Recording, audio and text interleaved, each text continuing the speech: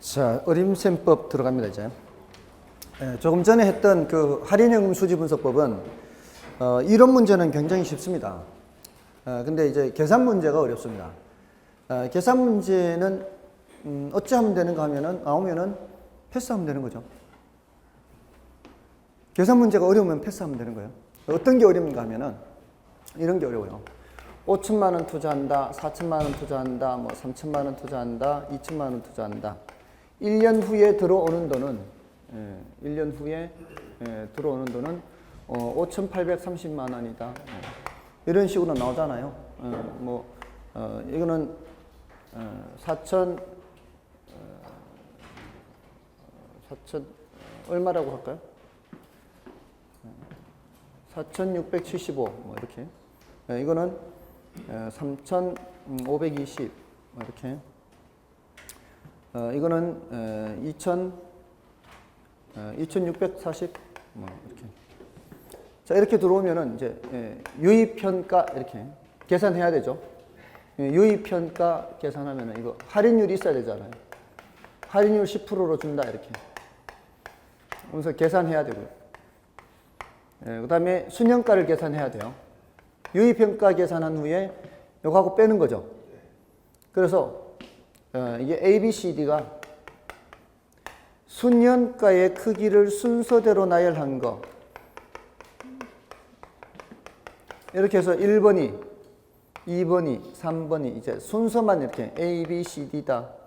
뭐 A, D, B, C다. 이렇게 있잖아요. 순서 묻는 문제는 이거 푸는 거예요, 마는 거예요? 이거는 하는 거예요. 이거는 쉬운 거예요. 버리는 거 이거?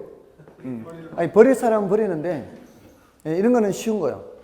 왜냐하면 이거 그냥 나누기만 하면 되잖아요. 이거 나누기 하면 얼마 되나 이거? 이거 나누기 하면 5,300 돼요. 1.1로 나누면 이거 나누면은요 4,250이 돼요. 4,250 이거는요 3,200이 돼요. 이거는요 2,400이 돼요. 나누면 지금 머릿속으로 다 해놓고 이걸 거꾸로 생각했기 때문에 그래요. 이걸 해결해놓고 10% 할증을 했기 때문에 이렇게 된 거예요. 그러니까 금방 계산한 거예요. 저는 이걸 이렇게 해놨으니까 다시 이렇게 하면 되죠. 어쨌든 이러면은 300이죠. 이러면은 250 이러면은 이렇게 될 거 아니에요. 그러면 D, A, B, C 이렇게 될 거 아니에요.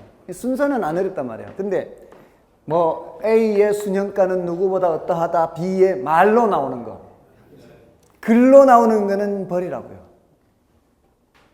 여기가 글로 나오는 거 있죠. 글로 나오는 건 패스. 그는 시간이 걸린다 이 말이에요. 아시겠죠? 보지 못하는 변수가 있을 수 있어요.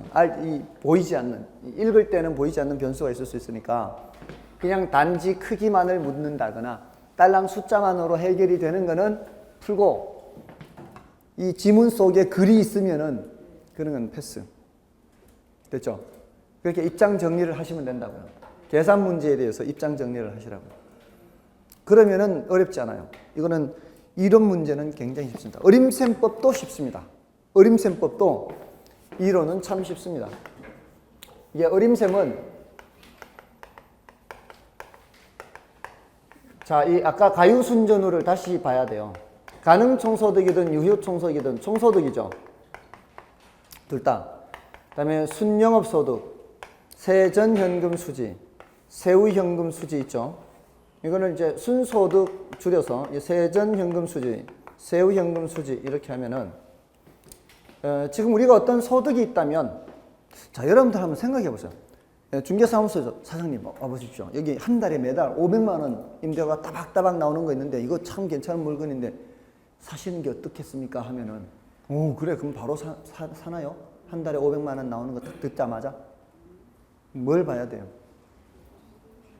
얼마나 투자가 되는지를 봐야 될 거 아니에요.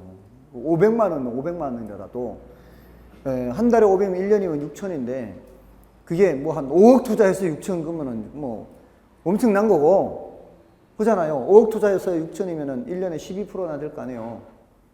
근데 10억이면 좀 생각해 봐야 될 거 아니에요. 20억이면 볼 것도 없잖아요. 뭔 뜻인지 아시겠죠? 그러니까 소득만 봐서는 우리는 의사결정을 못하는 거예요. 뭐하고 함께 봐야 돼, 늘. 투자 금액하고 늘 함께 봐야 돼요. 그래서 예를 들어 10억이 투자된다. 그러면 이게 총 투자액이 10억이다. 그러면 4억이 지분이고 6억이 타인 자본이다. 대출받은 거다. 자, 이러면 자, 아까 가능총소득은 1억이라 했고요. 유효총소득은 9천이라고 그랬어요. 순영업소득은 7천이고요. 세전연금수지 아까 3천이라고 했죠. 세후연금수지는 2,500이요. 자, 그러면 자, 이거 몇 프로인 거예요? 퍼센트로 나타내면 이게 1억을 기준으로 잡아볼게요. 가능총소득. 이거 몇 프로 버는 거예요? 투자액과 소득을 따져봐야 될 거 아니에요. 그죠? 그럼 이 1억은 10억이 번 거예요? 4억이 번 거예요? 10억이 번 거, 다 합쳐서 번 돈이 10억이 번 거죠. 이거 몇 프로예요? 10억에 1억 하면 10% 이렇게. 맞나요? 근데 이거는 아직 뭐를 고려 안 한 거예요. 뭐 경비 같은 거, 이런 거 고려 안 한 거죠. 경비 같은 거 고려하면은 몇 프로예요? 경비 같은 거 고려하면 이제 7%가 되잖아요. 자, 이제 여기는 몇 프로? 그러면 안 된다, 이 말이에요. 왜냐? 이 7천만 원은 10억이 번 게 맞아요. 근데 요 3천만 원 내려갈 때 누구한테 뺀 게 있어요? 은행한테 준 게 있죠? 은행한테 여기 4천만 원을 준 거예요. 은행한테 4천만 원 줬다고요. 만약에 내가 은행에서 돈 안 빌리고 다 내 돈으로 했으면 다 내가 챙기는 거 아니에요? 은행에서 빌렸기 때문에 4천 준 거 아니에요, 지금? 그러면 나머지 3천이 나한테 떨어진 거 아닌가요? 7천 번 것 중에 10억이 7천 번 것 중에 예를 들어 친구하고 같이 돈 됐다 쳐봐요. 친구하고. 친구가 6억 됐고 내가 4억 됐어요. 근데 그래서 7천 벌었다고요. 그럼 내가 얼마 가져오고 3천 가져오고 친구는 4천 가져간다. 이런 식이다 이 말이에요. 이제 감이 오세요? 그럼 몇 프로 이게? 10억에 3천 하면 돼요? 안 돼요? 안 된다고. 4억에 3천 해야 돼요. 4억에 3천.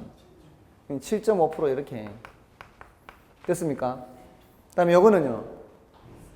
4억에 2,500 번 거예요. 그래서 요거는 6.25% 나온다고요. 됐죠? 이게 다 수익률이에요. 수익률. 어림잡은, 어림셈법에서 얘기하는 수익률이에요. 어림잡은 수익률입니다. 정확한 수익률이 아니고. 자, 그런데 얘네들 이름을 다 똑같이 부를 수는 없잖아요. 이름을 달리 부른다고, 달리. 얘를 뭐라고 하는가 하면은 총 자산 회전율이라고 부르고요. 총 자산이 회전한다 이 말이에요. 10% 회전한다 이 말이에요. 10%. 10억이라는 총 자산이 1억 회전한다 이런 의미죠. 그 다음에 얘는요. 종합자본환원율 그래요. 종합자본환원율. 여기에서 종합생략 가능해요. 자본 생략 가능합니다. 환원율만 남아있으면 돼요. 종합환원율 해도 되고 자본환원율 해도 되고 그냥 환원율 해도 됩니다.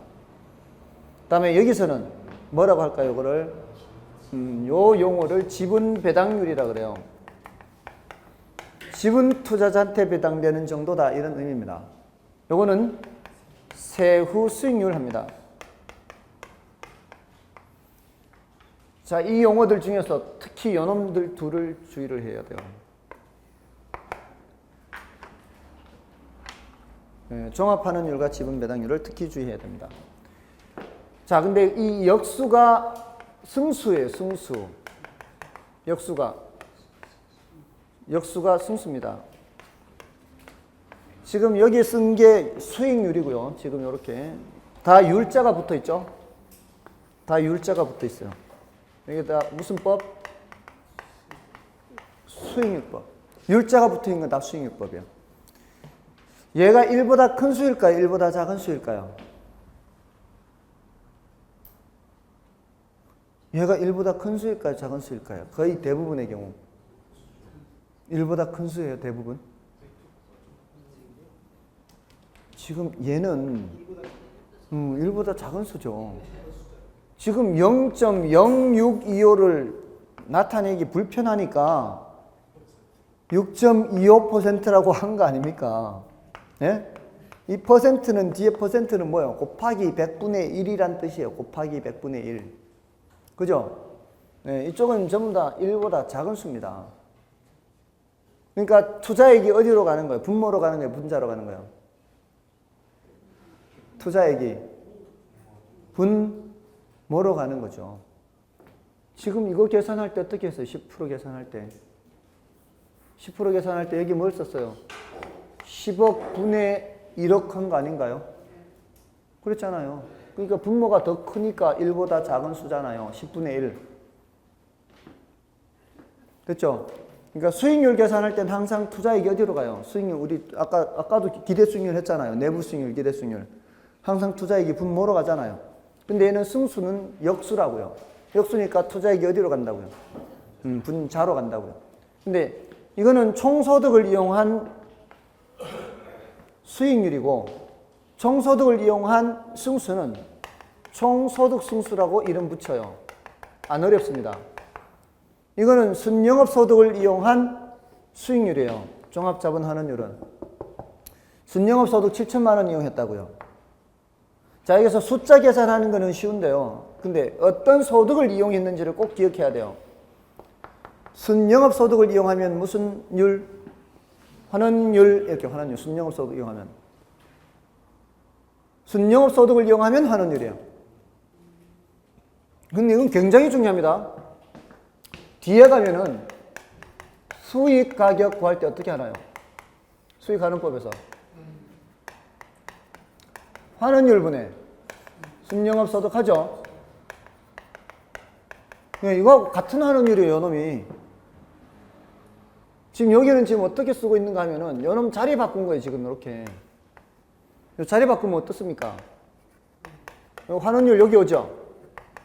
여기는 가격 오죠, 가격. 수익 가격이든 뭐 가격이잖아요. 이 가격이 여기 자리에 올 거 아니에요. 순영업소득 될 거 아니에요, 여기는 그대로. 근데 가격이라는 게 바로 뭐예요, 이게? 이게 총투자의 가격이, 가격만큼 지불해야 될 거 아니냐고요. 수익환원법에서 나오는 얘기하고 똑같은 얘기라고. 굉장히 중요합니다, 이거는, 환원율은. 환원율은 몇 분의 뭐라고요? 가격분의 순영소득, 총투자액분의 순영소득, 지금 그거라고 얘가. 지금 이 7% 계산할 때 어떻게 했어요? 10억 총투자액분의 7천 순영소득 한 거 아닙니까? 됐죠? 자, 다음에 그러면 순영업소득을 이용한 승수를 순소득 승수라 그래요. 세전현금 수지를 이용한 승수를 세전수지 승수, 이렇게.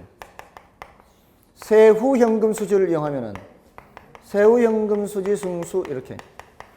얘는 맨 끝에 거는 세후가 다 있어요, 모두 다. 맨 끝에 녀석은 수익률에도 세후가 있고요. 승수에도 세후가 있어요. 그래서 얘는 어렵잖아요, 용어가. 세후현금 수지를 이용하는 거는. 근데 총소득을 이용하는 거는 다 무슨 글자가 들어가 있어요? 총자가 들어가 있어요. 그래서 그것도 어렵지 않아. 중간이 문제, 중간이. 종합환원율하고 지분배당률이 문제예요. 종합환원율과 지분배당률. 승수는 또 괜찮고요. 승수는 순소득을 이용하니까 순소득 승수. 그 다음에 세전수지를 이용하니까 세전수지 승수. 이건 어렵지 않죠. 됐나요? 혹시 지금 머릿속으로 이 50분 수업을 한 후에 시험을 볼 거다 생각하고 공부하나요? 지금 써먹고 있나요, 지금? 아니, 학습 방법을 말씀을 드렸으면은 이게 뭐 가는 게 있으면 이제 오는 게 있어야 될 거 아니에요. 이게 반응이 와야 이게 학습 효과가 있는 거 아니에요. 그걸 좀 써먹으시라고요. 여기 지금 다들 공부 잘하고 싶으세요? 그냥 하고 싶으세요? 공부 잘하고 싶지 않으세요? 그런 생각은 다들 갖고 계시죠? 그러면은 실천을 하자고요, 실천을. 지금 수업이 끝나면은 질문할 거다, 이렇게 생각하고. 특히 뭐를 더 잘 기억하시라고요? 종합환원율과 지분배당률. 자, 그런데요. 여러분들 이 8개 용어를 이렇게 써놓으면은 이거 구별하실 수는 있죠. 8개 용어를 써놓으면 구별하실 수 있지 않을까요, 이거? 이런 말이 나오는데 구별 안 될까요, 이게? 예? 이런 말이 나오면은 다 구별이 되잖아요. 총순, 전후는 어차피 가유순전후에서 다 나오는 거잖아요. 그럼 여기만 좀 주의를 하면 되겠네요. 세후 수익률, 세후니까 감이 올 거 아니에요. 총자산, 총소득 나와야 될 건 감이. 종합이죠, 종합 지금. 그냥이 아니고 종합이죠. 종합이면은 전부 다로 번 걸까요? 내 돈으로만 번 걸까요? 전부 다로 번 거예요. 이 총투자액이 나와야 된다고요. 그러면 지분이라는 말이 나왔으면은 느낌 오죠, 이게? 내 돈으로만. 느낌 오죠? 자, 그러면은 용어가 결코 어렵지 않을 겁니다. 자, 그러면 이제 제가 어떤 용어를 말씀을 드렸을 때 항상 투자액과 소득 하나씩 나와야 되거든요. 투자액은 총투자액이 나와야 되느냐, 지분투자액이 나와야 되느냐, 둘 중에 나와야 되고요. 소득은 이 4가지 소득 중에서 나와야 돼요. 총, 순, 전, 후 4개 소득 중에서 하나를 끄집어내야 돼요. 근데 총소득과 순소득이 나올 때는 반드시 총투자액이 나와야 돼요. 거꾸로 총투자액이 나올 때는 총소득과 순소득만 나와야지 다른 소득은 나올 수가 없어요. 지분투자액이 나올 때는 세전현금 수지나 세후현금 수지만 나와야지 다른 거는 나오면 안 된다고요. 항상 지분투자액과 세전 또는 세후가 짝짓기 해야 되고요. 총투자액과 총소득, 순소득 둘 중에 하나만 짝짓기 해야 돼요. 됐죠? 자, 그러면 지웁니다, 이제.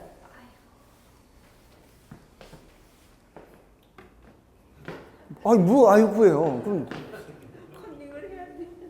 컨닝 못하게 하려고 지운 거죠. 종합환원율 나왔어요. 자, 여기 투자액은 누가 나와야 돼요? 총투자액 나와야 되죠. 소득은요? 순영업소득 나와야 되죠. 그러니까 총투자액이 나온 이상 소득은 순영업소득 아니면은 총소득이 나와야 되거든요. 맞나요? 자, 그럼 예를 들어서 얘가 10억이에요. 얘가 1억이에요. 자, 그러면은 이 두 숫자 가지고 만들 수 있는 분수는 몇 가지밖에 없어요. 경우의 수는 몇 가지? 2가지. 하나는 10억 분의 1억 하는 방법. 또 하나는 1억 분의 10억 하는 방법. 이 둘 중에 하나밖에 없죠. 제 말씀은 재료만 뽑아내라는 얘기예요. 재료만. 재료만 뽑아내면은 지금 율을 구해야 되잖아요. 율. 수익률. 율을 구해야 되면은 이거예요. 이거라고요. 갈 수 있는 거는 이거밖에 없잖아요. 그러니까 처음서부터 분모 분자 때문에 신경 쓰지 마시라고요. 분모에 뭐더라, 분자에 뭐더라 이거 신경 쓰지 마시라고. 단어가 나왔을 때 신경 쓰라고요. 단어가 나왔을 때 일단 뭐를 뽑아놓고 생각하라고요. 이 재료를 2가지를 생각해 놓고 뽑아놓고 생각하시라고요. 자, 세전 수지 승수가 나왔어요. 무슨 투자액 나와야 돼요? 세전이니까 지분 투자액 나와야 될 거 아니에요. 이게 4억 나와요. 그 다음에 소득은 무슨 소득? 이거 있잖아요, 여기. 세전. 이게 뭐 어렵냐고요, 이게. 이게 다 보고 하는 건데. 어렵습니까? 그러면 이거는 세전 수지가 아까 뭐 3천 나왔다. 그럼 자, 이게 유리예요, 승수예요. 승수죠. 4억 분의 3천 아니면 3천 분의 4억인데 할 수 있는 경우는 지금 이 율이 아니니까 3천 분의 4억 이러면 되지. 어렵냐고요. 지분 배당률 나왔어요. 지분 배당률. 투자액은 무슨 투자액 나와야 돼요? 지분 투자액 나와야 되는 거지. 소득은요? 지분 투자액 나왔을 때 나올 수 있는 경우는 세전 아니면은 세후밖에 없는데 세후는 항상 세후라는 단어가 붙어 있다고요. 그럼 나올 수 있는 거는 세전밖에 없네. 그럼 이게 4억이고 이게 3천이면 이게 지분 배당률은 4억 분의 3천이에요. 그러니까 이 세전 현금 수지 승수와 지분 배당률은 서로 역수란 말이에요. 역수. 아셨어요? 부담 안 되죠? 어떤 용어가 나왔을 때 생각해도 안 늦어요. 용어가 나왔을 때 생각해도 안 늦다고. 그러니까 이게 문제는 이게 겁먹기 때문에 안 되는, 겁먹기 때문에. 단어를 딱 보고 생각해도 안 늦다 이 말이에요. 아시겠죠? 우리 시험 문제에서는 그 정도만 해도 충분해요. 겁을 먹으면은 이게 아는 것도 안 보입니다.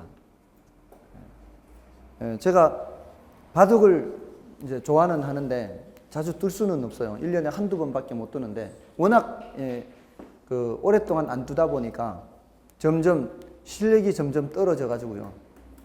모임에서도 점점 이제 바닥으로 내려가고 있어요.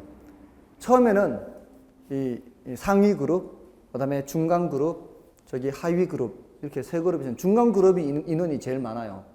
근데 중간 그룹에 제가 위에 있었거든요. 처음에는 한 10년 넘었는데 바둑 모임을 한 지가 1년에 2번 정도 해요. 주로 큰 산 밑에 가서 해요. 소백산에 가서 바둑 두기도 하고 저기 가야산에 가서 하기도 하고 그 신선 노름 하는 거니까 그래서 거기 가서 이제 하룻밤을 자면서 하거든요. 그런데 이제 민박 같은 데 가서 근데 계속 이 실력이 점점 다운되는 거예요. 그 이유가 보니까 제가 며칠 전에 생각해 보니까 상수한테 자꾸 겁을 먹는 거예요. 이제 안 뜨다 보니까 싸울 때는 싸워야 되는데 계속 겁먹다 보니까 계속 밀리고 지는 거예요. 그러니까 자신감을 가져야 돼. 그래서 엊그제 오랜만에 번개 모임을 했어요. 번개 모임을 해서 가서 드디어 극복을 했어요. 그 자신감을 이제 회복을 했어요. 자신감을 회복을 해서 물론 이제 상수한테는 점을 놓고 뜨는 거죠. 점을 놓고 뜨는데 상수의 대마를 잡았습니다. 이 하수 입장에서는 상수의 대마를 잡는다는 게 하늘의 별따기예요. 정말 어려워요. 그 상수의 대마를 잡는 게 쉽지 않아요. 여러분들 그 드라마 미생이라는 거 있죠. 미생. 그 미생이 안일미자 살생자죠. 이게 바둑 용어입니다. 아직 살지 않은 말이다 이런 뜻이에요. 그러니까 대마불사 이런 말도 있고 하는데 이게 잘 안 죽거든요. 근데 미생 아직 살지 않았다 이 소리는 이게 죽을 수도 있고 살 수도 있는 그런 애매한 상태를 말하는 거죠. 미생이. 근데 자신감을 회복해야 돼요. 그러니까 이게 이런 용어들을 써놓고 지금 방금 8개 적었잖아요. 8개를 적어놓고 이게 나오면은 무슨 용어, 무슨 투자액과 무슨 소득이 나오면 된다 이걸 하고서 그 다음에 분모분자는 유리냐 승수냐 이거 보고 판단하면 된단 말이에요. 그죠? 됐습니까? 됐습니까요? 자 그러면 자 이게 이제 어림셈법이 이제 거의 됐고요. 자 그래서 총 자산 회전율 나오면은 소득은 무슨 소득 나와야 돼요?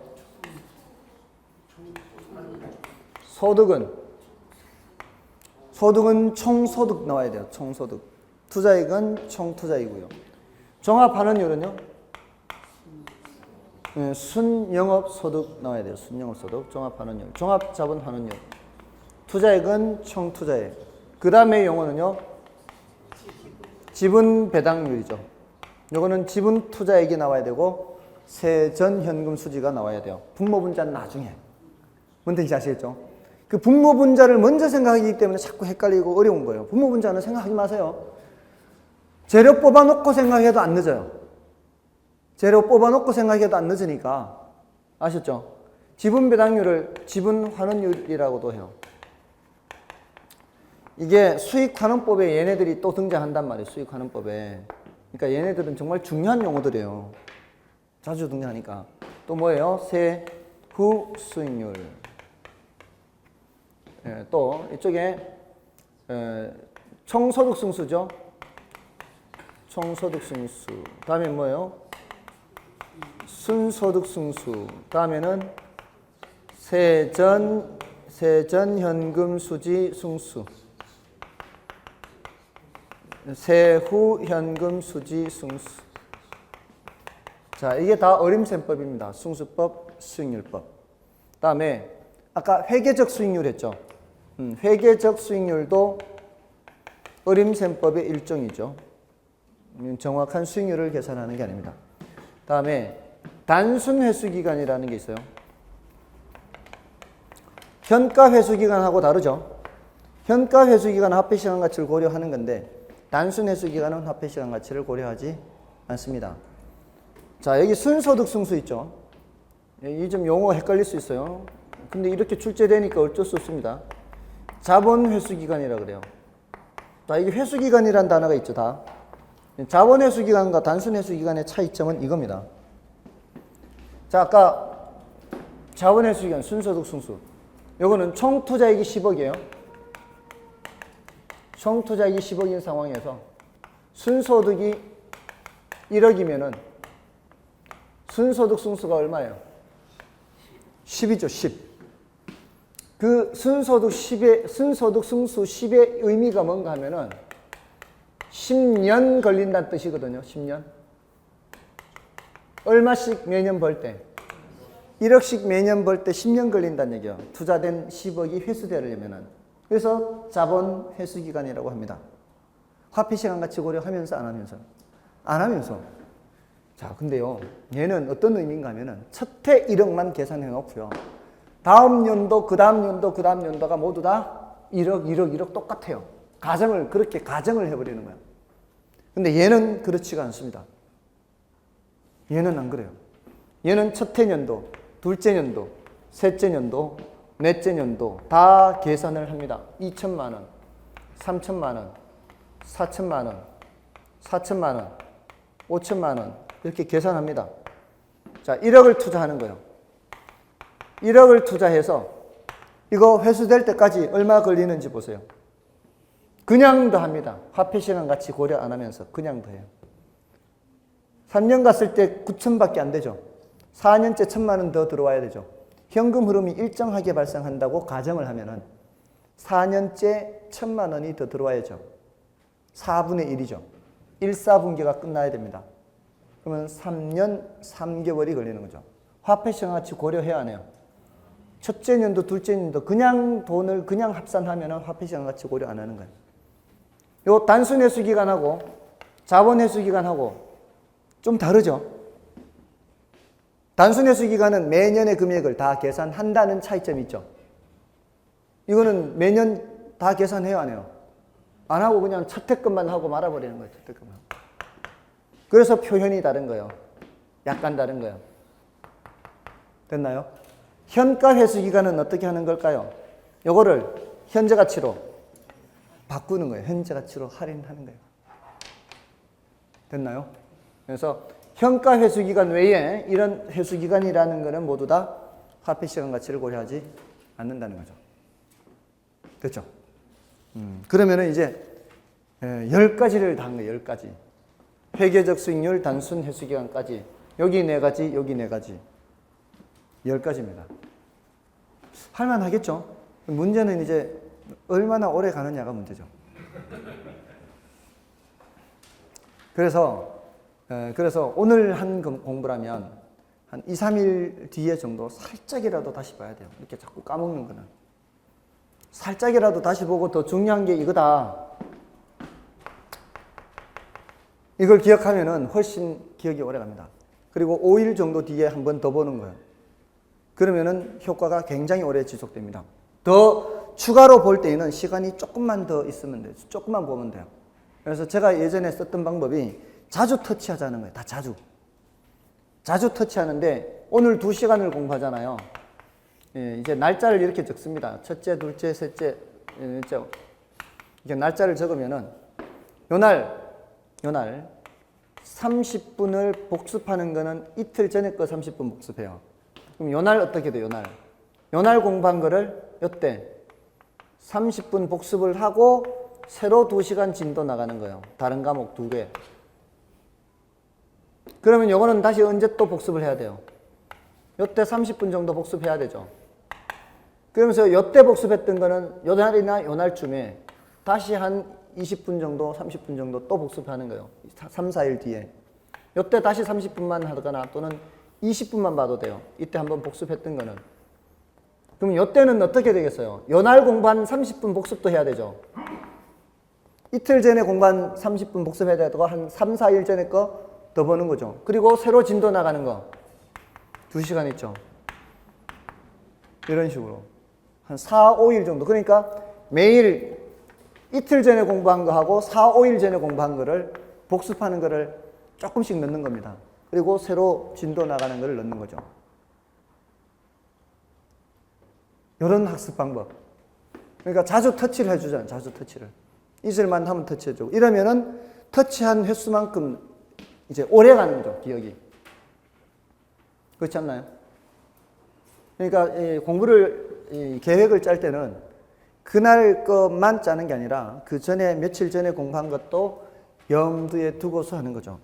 예, 그리고 이렇게 가다가 좀 휴일 같은 날 있잖아요. 보통 이제 하루를 비워두잖아요. 비워두면 이제 좀 쉬는데, 요 하다가 좀 부족하다는 것 느낄 과목이 있으면은 또 쉬는 날 약간만 벌충을 해주는 거죠. 예, 그래서 그렇게 하면은 이제 학습 효과가 뛰어나는 거죠. 그래서 예전에 공부를 할 때는 3, 7, 2, 21, 21개로 나눕니다. 월요일 오전 오후 야간, 화요일 오전 오후 야간, 수요일 오전 오후 야간 이렇게. 그래서 21개로 나누고 그 중에서 20개 정도, 19개에서 20개를 공부하는 거예요. 많이 공부하면은. 19개에서 20개를 공부한다는 얘기는 일단 월화수목금토까지 해야 되죠. 일요일 날 오전 오후 정도는 쉬거나 이러면 19개 하는 거예요. 오전 오후 점심 먹고까지 쉬고 이제 밤이 되면은, 일요일 밤이 되면은 공부 모드로 들어가는 거예요. 일요일 밤부터 들어가야 돼요. 왜냐하면 월요일 날 갑자기 가가지고 하루 종일 놀다가 갑자기 가서 머리 굴리려고 하면 이게 잘 안 굴러져요. 그러니까 일요일 저녁에 학습 모드로 들어가야 돼요, 머리가. 그래야 월요일 날 이제 무리 없이 진행이 되는 거죠. 그러니까 일요일 오전 오후 노는 거죠. 이러면 19타임을 공부하는 거예요.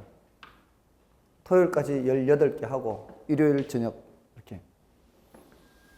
됐나요? 자, 오늘 지금 학습 방법에 대해서 많이 말씀을 드렸는데 설마 학습 방법도 저 문 나가면서 다 까먹는 거 아니겠죠? 내용도 까먹고 학습 방법도 까먹고 이거 남는 거 없으면 이거 어떡하죠? 자, 어쨌든 이렇고요. 그다음에 비율 분석법을 좀 설명드리면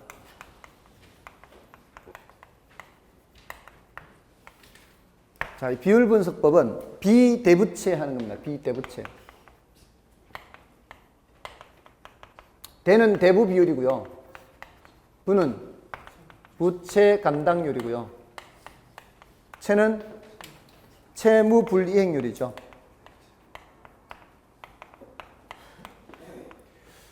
대부 비율이 이제 가장 많이 쓰는 거예요. 우리 대출 받을 때 집값의 몇 프로까지 대출해 준다. 이게 바로 대부 비율이죠. 그 대부 비율과 같은 뜻을 갖고 있는 용어가 굉장히 다양하다고 그랬습니다. 저당 비율도 있고요. 융자 비율도 있고요. 차입 비율도 있고요. 대출 비율도 있고요. 담보 인정 비율도 있고요. 영어로는 LTV라고 하는 거예요.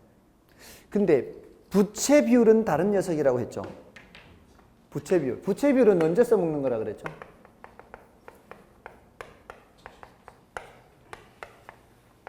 부채 비율은 내 거분의 남의 거죠. 지분분의 저당. 이거 언제 써먹는 거라 그랬어요? 지렛대 효과에서 써먹는다고요. 앞에 오늘 지난주 복습할 때 첫머리에 얼마나 싼 이자를 몇 배 뻥튀기 하냐 할 때 그 몇 배가 바로 이 부채 비율이라고요. 부채 비율이 2 하면은 2배만큼 뻥튀기 하는 거예요. 2. 남의 돈이 내 돈의 2배면 2배 뻥튀기 하는 거예요. 아까 그 얼마나 싼 이자를. 그래서 부채 비율은 지렛대 효과에 써먹는 개념이에요. 이거는. 써먹는 위치가 달라요. 근데 대부 비율이나 융자 비율, 저당 비율 얘네들은 대출 받을 때 몇 프로까지 대출해 주느냐. 이게 써먹는 게 대부 비율이에요. 그러니까 얘는 부동산 가치 전체분의 남의 거예요. 남의 거. 부채 잔금이죠. 그래서 얘가 80%란 얘기는 남의 게 80%란 얘기예요. 그럼 지분 비율은 20%란 얘기예요. 그러면은 부채 비율은 400%, 20분의 80 이렇게 되니까 지분분의 남의 거, 내 거분의 남의 거, 20분의 80 이렇게. 됐죠? 그러니까 얘가 높아지면 높아질수록 얘도 높아지는 거예요. 만약에 대부 비율이 90%면 어떻게 될까요? 대부 비율이 90%면 여기가 900%가 돼요. 900%가. 대부 비율이 90%면 내 거는 몇 프로란 얘기예요? 10%. 10분의 90 이렇게 되는 거예요. 9죠. 9. 9는 900%예요. 맞나요? 네, 그렇게 하시면 돼요. 네, 써먹는 곳이 다르다. 이거는 지렛대 효과에 써먹는 거고, 네, 얘네들은 대출 받을 때 써먹는 거예요. 됐나요? 이게 이제 저당 비율이라고도 하고요. 저당 비율 제일 많이 써요. 얘 말고는. 그 외에 뭐 융자 비율, 차입 비율. 돈 빌린 뉘앙스가 있으면 다 이쪽이에요. 대부 비율 쪽이에요. 얘는 이거하고 똑같은 단어가 없어요. 이거하고 똑같은 뜻을 갖고 있는 단어가 얘 외에는 없어요. 근데 얘는 똑같은 뜻을 갖고 있는 단어가 많다고요. 그러니까 비슷하면 전부 다 대부 비율로 가라 이 말이에요. 그 다음에 부채 감당률은 부채를 감당할 수 있는 능력이죠. 맞나요? 해석이 그렇게 돼야 될 거 아니에요. 부채를 감당할 수 있는 능력은 클수록 좋아요? 작을수록 좋아요? 당연히 클수록 좋죠. 그럼 부채는 누가 감당해요? 순영업 소득이 감당하는 거예요. 지금 갑자기 막 다른 대답을 하니까 이상했죠. 내가 감당해야 된다고 그러는데 내가 감당해야 된다고 옆에서 지금 순영업 소득이 감당한다 그러니까 지금 그래도 다른 데보다 낫습니다. 다른 데는 아직도 12월부터 저희 11월부터 그렇게 했는데 수업을 아직도 내가 감당한다 이런 사람이 있어요. 그때부터 수업 들은 사람이야. 가유순전후 다시 쓰면은 여기서 부채 서비스액을 빼죠. 순영업 소득에서 요 부채 서비스액을 누가 감당한다고요? 순영업 소득이 감당한다고요. 근데 요거는 빼기를 해서 세전이 나오는 거지만 여기는 나누기를 하는 겁니다. 순영업 소득 나누기 부채 서비스액 이렇게. 이 값이 1이면 뭘 뜻할까요?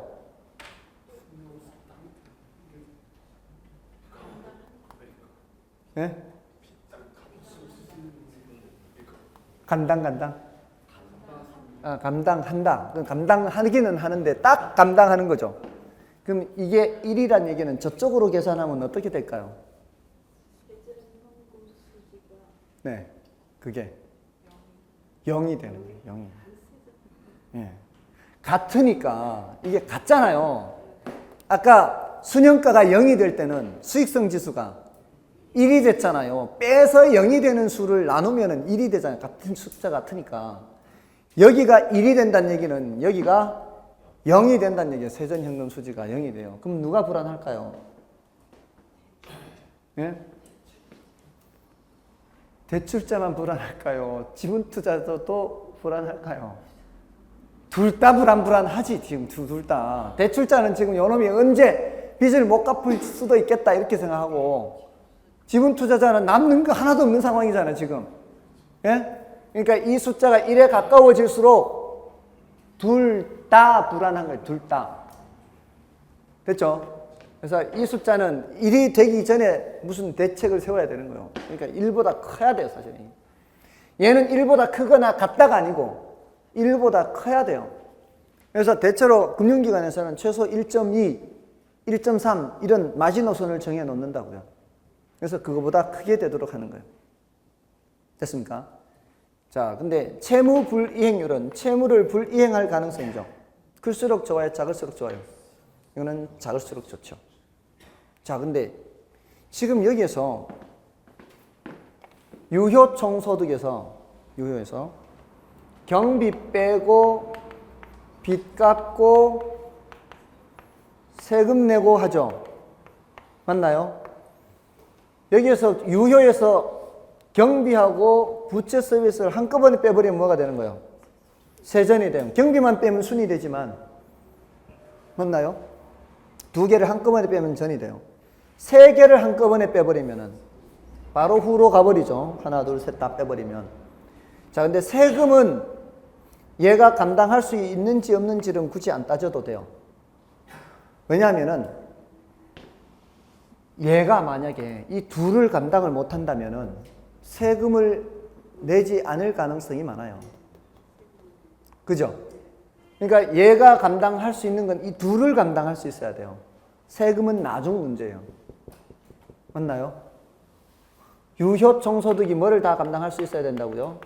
영업 경비와 부채 서비스를 감당할 수 있어야 돼요. 근데 여기 밑에 있는 순영업 소득은 일단 뭐를 빼서 내려온 상태예요. 경비를 빼서 내려온 상태죠. 이 한 단계를.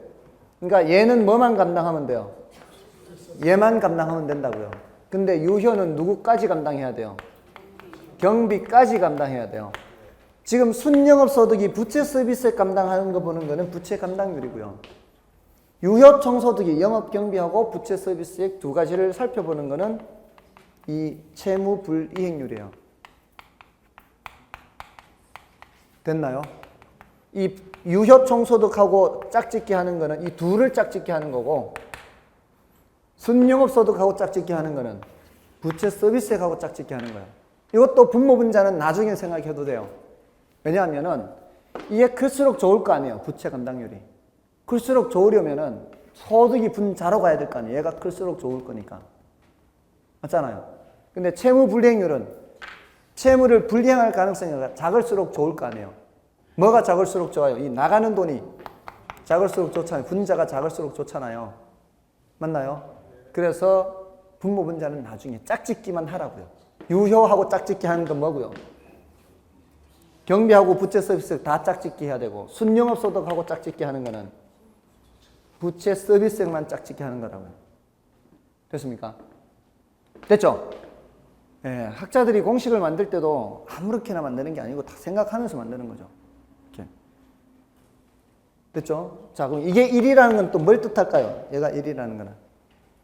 유효가 9천만 원인데, 경비 빼고 빚 갚으면은 남는 게 없어요. 그럼 뭐가 또 없다는 얘기예요. 이래도 세전이 0이란 뜻입니다. 얘가 1이어도 세전이 0이었죠. 왜 빚 갚고 경비 빼고 남는 거 없다. 세전이 0이란 얘기예요.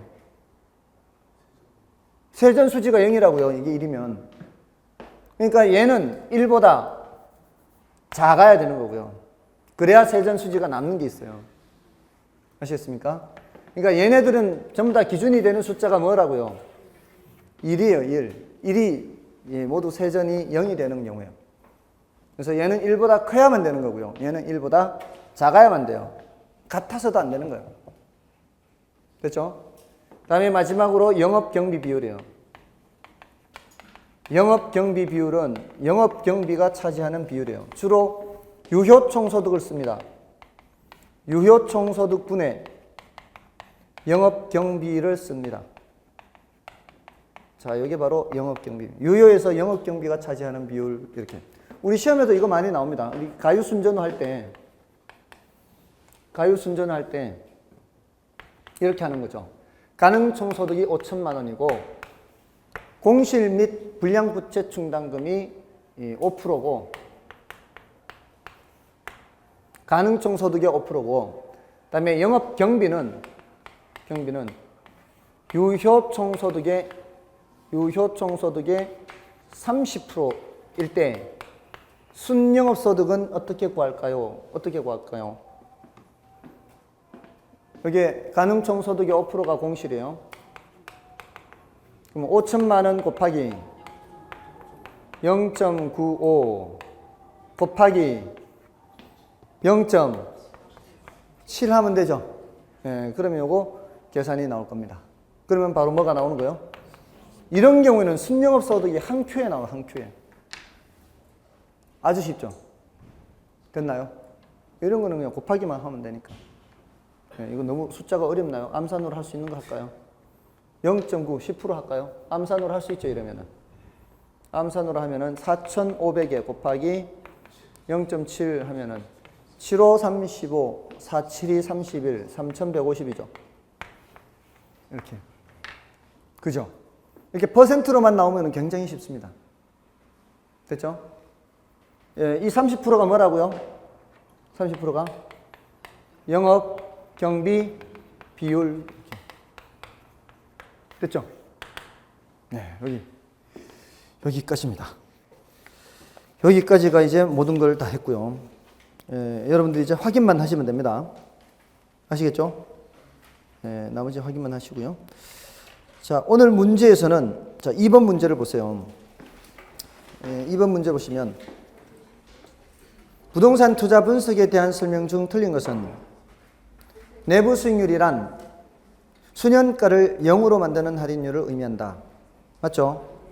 그 다음에 수년가는 장래 발생할 수입의 현가총액에서 비용의 현가총액을 차감한 금액이다. 맞죠? 수입의 현가, 이게 유입현가라는 뜻입니다. 그 다음에 비용의 현가, 이게 유출의 현가라는 뜻이고요. 그 다음에 수익성 지수가 1보다 크면 타당성이 있다고 할 수 있다. 수익성 지수 판단 기준은 1이죠. 1보다 크면 타당성이 있다고 할 수 있죠. 수년가가 0보다 크면 투자 타당성이 있다고 할 수 있다. 맞죠? 그 다음에 요구 수익률이 내부 수익률보다 크면 투자 타당성이 있다고 할 수 있다. 이거 틀렸죠?